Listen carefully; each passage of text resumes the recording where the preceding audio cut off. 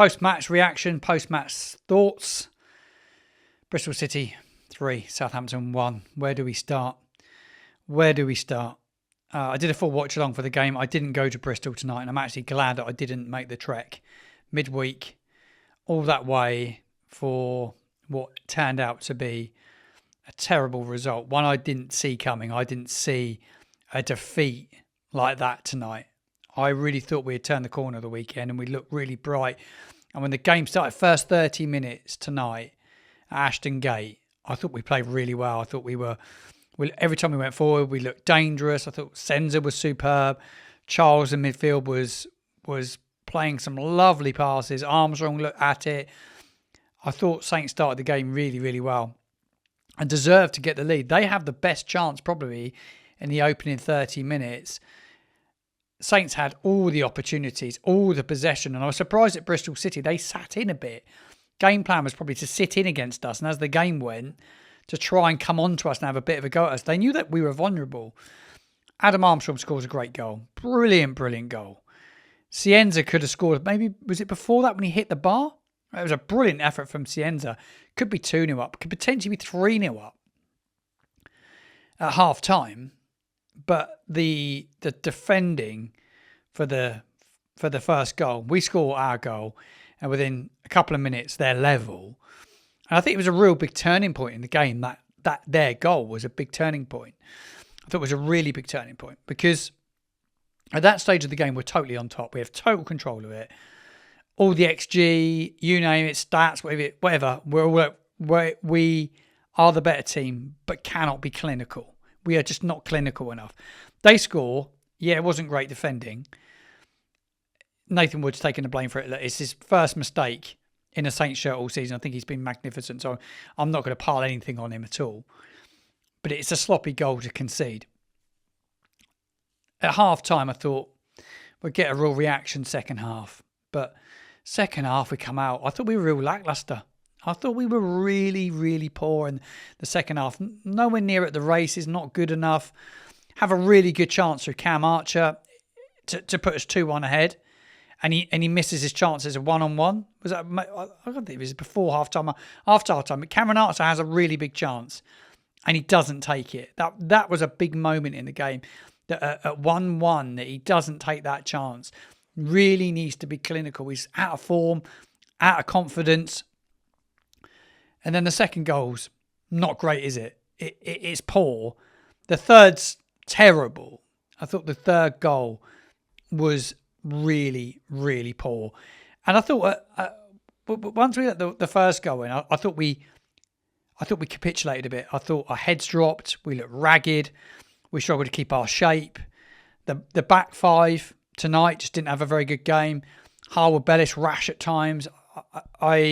I've never seen a player moan at his teammates as much as he does, but continually make his own mistakes. Maybe he just wants to focus on himself for a bit. Focus on his own performances and stop throwing his arms in the air at everybody else. I know other people have noticed this. I'm not the only one that's saying this. But I look across the back five. It was a game too far for Wellington, for me. Ryan Fraser at right back, I thought he had a poor game tonight. I don't think he was anywhere near good enough tonight. I think he was invisible at times, not quite good enough. I think it's maybe time to look at other systems to utilise the signing of Fellows, to utilise the signing of Azaz. We spent a lot of money on Azaz and Fellows, and they're not starting in the team today. They're not in the 11. And big questions have to be asked now. Big questions have to be asked around some of the signings and why they are not in the starting 11 when they've been bought to improve us. And everybody's pointing fingers at the moment, and everybody's pointing fingers at the manager. Well, I think it's a collective. I'm not going to point the fingers just at Steele. I think he has to find other ways, but I don't think it can be just pointed at the manager. You have to look at the recruitment in the summer, the ownership, who sanctioned some of the signings, what the plan was in the summer going into this championship campaign to get us ready to fight to get back to the Premier League, to go and win the championship, to be in the top two. I look at Ipswich and I look at Leicester, both defeated tonight in the championship, both with defeats. Leicester at Hull, like we did. You've also got Ipswich losing at home tonight is a big defeat for them against Charlton tonight, who are absolutely flying in the Championship, mind at this moment in time, under our ex-manager, Nathan Jones. And I don't believe you can keep chopping and changing managers, but he has to find other ways. And I think, I know for a fact, he's been dealt a pretty bad hand when it comes to finding him a striker that's going to score goals, because we're creating loads of chances, and we start putting them away and be clinical, there'd be no pressure on him whatsoever. And we wouldn't be talking about the formation. We wouldn't be talking about the personnel. We wouldn't be talking about the signings. If we were clinical and scoring goals, if Cam Archer was scoring goals, Armour scoring goals, and we were getting a game at 1-0, and we were going for the juggler, and we were winning games 2-3-0, and we were killing games off, we wouldn't be questioning the manager. We wouldn't be questioning anything. And for the fact we aren't being clinical and we're not killing games off, there lays the problem. But defensively, you will not win. We all know we will not win games in this division if we're not defensively better. And they have to defensively get better as a unit, Saints. The high line we were playing at times tonight, Joshua Kwasi's pace, we miss at this moment in time on that side of his pace. He isn't the answer. But, I go back to the summer's window, and we talk about it a lot. Has the manager, I'm asking you the question, been equipped with exactly what he needs for this division? A lot of people will point fingers at him, the manager. We're creating loads of chances, not taking. It's not his fault that we're not taking the chances, and we're defensively being really poor. Yes, you'll say to me, well, Martin, he's setting the team up. Are the players playing for him? They definitely are. Well, they were the weekend. They are.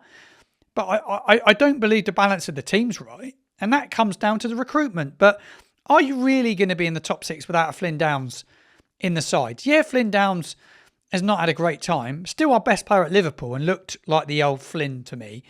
I like Yander and I think he's a good player. I do like him. But him and Charles together, there's nobody that gets hold of the game in there. For me, Flynn gets hold of the game. I'll put Flynn Downs back in there right now. I'll get him back in the side. I know it's tough on Yander. Charles has to play. Yander's is going to get better and better. He will get better as a player. Maybe you can play him in a different position. But for me, Downs, experienced at this level, you've got to be getting a tune out of him. You have to. Fellows, whether he's ill or not tonight, there was rumours that he was ill by Sky Sports, but he's come on. He's one of the best players in the Championship last year, the assist king of the Championship. But for some reason, he can't get a game. Azaz, signed for big money, not getting a look in. And I'm questioning the signings. I think you are as well. Sport Republic will be taking big questions. The manager, I think it's a collective. So I'm not going to think about the manager and say, go sack the manager, because it isn't the answer. Sacking the manager, for me, personally, is not the answer at this moment in time after 11 games. A run after Christmas would get us in the playoffs, because that's the best we're looking at now. We are not going to be a top 2 side. As it stands from what I've seen, I'm going to put it out there for the first time. I've not said it. I think we'll be struggling to get the playoffs, but I think we'll be in a scrap with Pompey for who can get more points. And for me, that is not acceptable. The money we spent, where we are as a club, the parachute payments, that we are scrapping to get more points than them. I'm looking at the table tonight thinking, are we above Pompey? I'm looking at how many points are between us. I shouldn't be doing that, and you shouldn't be doing that. We don't want to be doing that. It's borderline embarrassing. From where we were when Sport Republic took over this football club and where we are right now, it will be spoke about between now and Saturday. I really like Will, and I hope he gets it right. I really do. I felt this 6 games, I didn't think it would make or break him, but I thought it would make or break our season. And as it stands, it was always the tougher fixture of the 3. There is so much pressure to go to Blackburn on the weekend and win now. They've been beaten tonight by second bottom Sheffield United at home. Sheffield United, who we beat. We will have to go to Blackburn Rovers and get a result for me on Saturday. It's an absolute must. I'm furious at the second half performance, like you will be. But we wouldn't be talking about it if we took our chances. But we just collectively, as a club, have to be better. The fans are magnificent. The travelling fans tonight, tremendous. Absolutely brilliant, our fans. I love them. I think they're brilliant. And they must be fuming going home tonight. I'm fuming sat here in my studio. I've sat and watched the Sky Sports interviews. I've sat and listened to what they say. I've analysed it a bit, watched the goals. And I find it hard to watch it. We don't have any backbone and we don't have any leaders. But that's not Steele's fault. It's a collective. It's who signed the players, who pieced it all together. It's everyone singling out the manager. The manager's got to go. The manager's got to go. It's not the answer to keep sacking managers.